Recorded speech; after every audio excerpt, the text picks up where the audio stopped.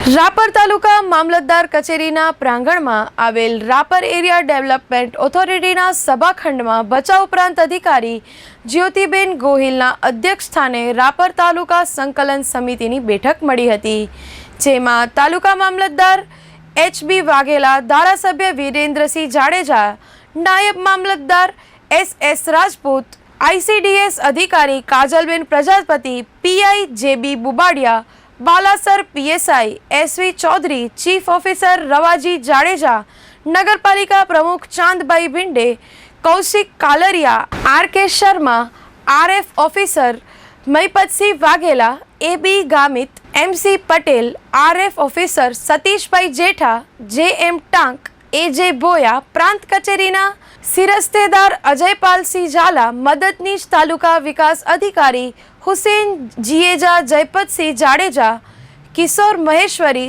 શરીફ ચૌહાણ સહિતના અધિકારીઓ ઉપસ્થિત રહ્યા હતા.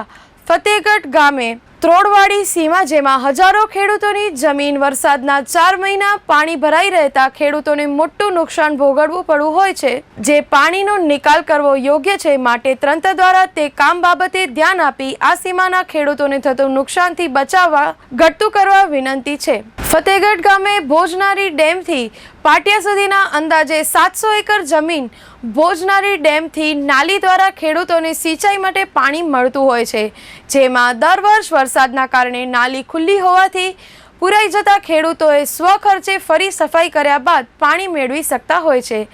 આજે મળેલી બેઠકમાં મહેસૂલ પંચાયત, PGVCL, વન વિભાગ, પોલીસ, નર્મદા જળ સિંચન પેટા વિભાગ, નગરપાલિકા, શિક્ષણ, ICDS, પંચાયત, આરોગ્ય, માર્ગ અને મકાન, ST, અભયારણ્ય, પાણી પુરવઠા, સિંચાઈ વિભાગ, ખેતી સહિતના તમામ વિભાગના અધિકારીઓ ઉપસ્થિત રહ્યા હતા.